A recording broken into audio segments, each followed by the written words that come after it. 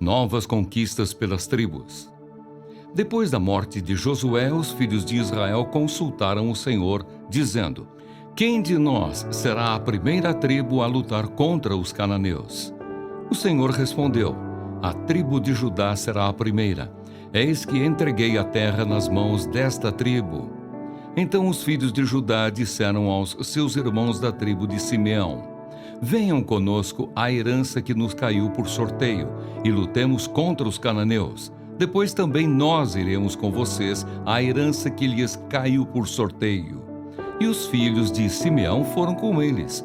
Os filhos de Judá atacaram, e o Senhor lhes entregou nas mãos os cananeus e os ferezeus. E em Bezeque mataram 10.000 homens. Em Bezeque encontraram Adoni-Bezeque e lutaram contra ele, e derrotaram os cananeus e os ferezeus. Adoni-Bezeque fugiu, mas eles o perseguiram, e prendendo-o, lhe cortaram os polegares das mãos e dos pés. Então Adoni-Bezeque disse: 70 reis, a quem haviam sido cortados os polegares das mãos e dos pés, apanhavam migalhas debaixo da minha mesa.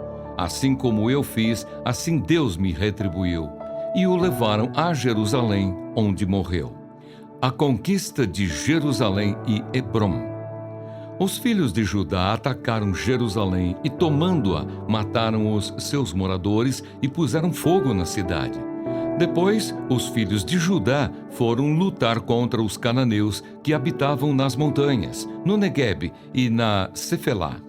Também atacaram os cananeus que moravam em Hebrom, cujo nome antes era Kiriate Arba, e derrotaram Sesai, Aimã e Talmai. Otniel conquista Debir. Dali os filhos de Judá marcharam contra os moradores de Debir, que antes era chamada de Kiriate Sefer.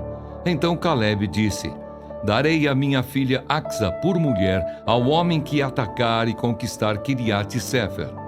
Quem conquistou a cidade foi Otniel, filho de Kenaz, o irmão de Calebe, mais novo do que ele. E Calebe lhe deu a sua filha Axa por mulher. Esta, quando foi morar com Otniel, insistiu com ele para que pedisse um campo ao pai dela. Quando ela desceu do jumento, Calebe lhe perguntou: o que é que você quer? Ela respondeu: quero que me dê um presente. Já que o Senhor me deu uma terra seca, me dê também algumas fontes de água. Então Calebe lhe deu as fontes superiores e as fontes inferiores. Outras conquistas. Os filhos do Queneu, sogro de Moisés, saíram da cidade das palmeiras com os filhos de Judá e foram ao deserto de Judá, que está ao sul de Arade. Foram e habitaram com este povo. Os filhos de Judá foram com os seus irmãos da tribo de Simeão e atacaram os cananeus, que moravam em Zefate, e destruíram totalmente a cidade. Por isso foi chamada de Orma. Também conquistaram Gaza, Asquelon e Ecrom, com os seus respectivos territórios. O Senhor esteve com os filhos de Judá, e estes ocuparam a região das montanhas. Porém, não expulsaram os moradores do vale, porque estes tinham carros de ferro. E como Moisés havia prometido, deram Hebrom a Calebe, e este expulsou dali os 3 filhos de Aнаque.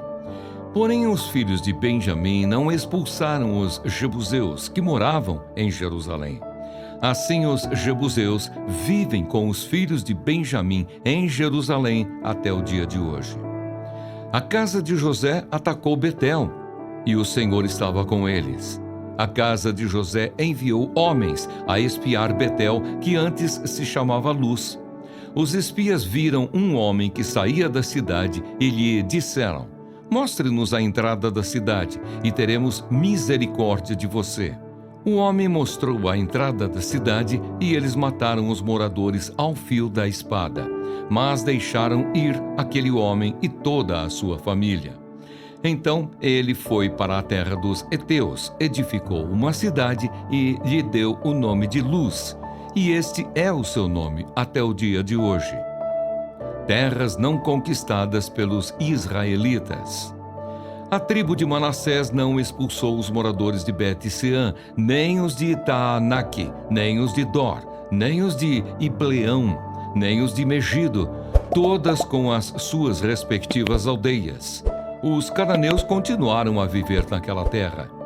Quando, porém, Israel se tornou mais forte, sujeitou os cananeus a trabalhos forçados, mas não os expulsou de todo. A tribo de Efraim não expulsou os cananeus, moradores de Gezer. Assim, continuaram a viver com eles em Gezer. A tribo de Zebulon não expulsou os moradores de Quitrom, nem os de Naalol. Os cananeus continuaram com eles, sujeitos a trabalhos forçados. A tribo de Asser não expulsou os moradores de Aco, nem os de Sidom, os de Alabe, os de Aczib, os de Elba, os de Afeca e os de Reobe. Os azeritas continuaram no meio dos cananeus que moravam na terra, porque não os expulsaram. A tribo de Naphtali não expulsou os moradores de Bet-Semes, nem os de Bet-Anate, mas continuou no meio dos cananeus que moravam na terra. No entanto, os moradores de Bet-Semes e Bet-Anate ficaram sujeitos a trabalhos forçados.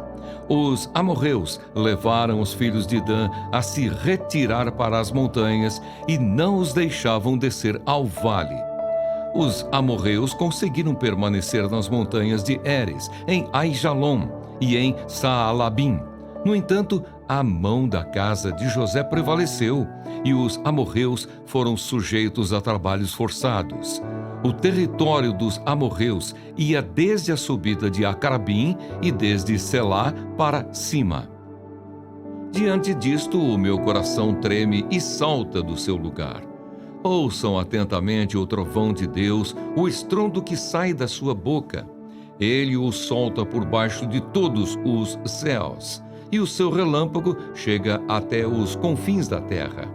Depois deste, ruge a sua voz, troveja com o estrondo da sua majestade, e ele já não retém o relâmpago quando se ouve a sua voz.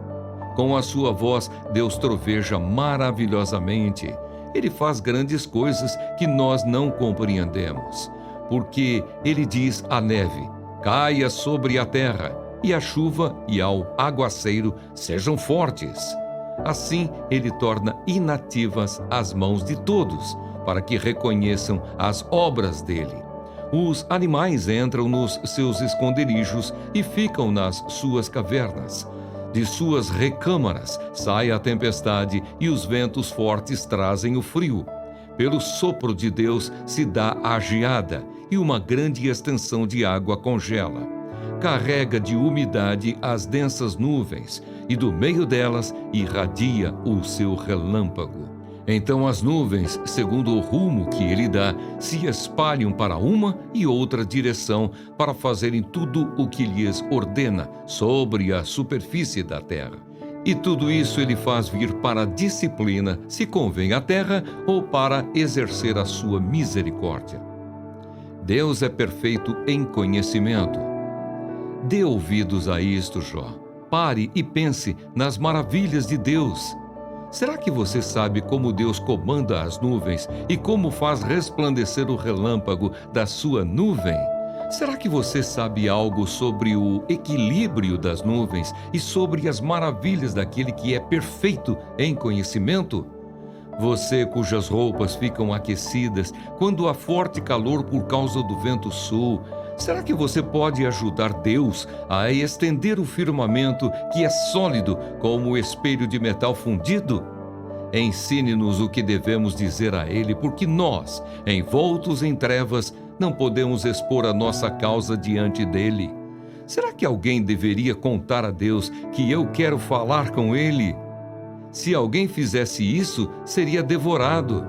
Eis que ninguém pode olhar para o sol que brilha no céu, uma vez passado o vento que o deixa limpo. Do norte vem o áureo esplendor, pois Deus está cercado de tremenda majestade. Quanto ao Todo-Poderoso, não o podemos compreender. Ele é grande em poder, porém não perverte o juízo e a plenitude da justiça. Por isso as pessoas o temem. Ele não olha para os que se julgam sábios.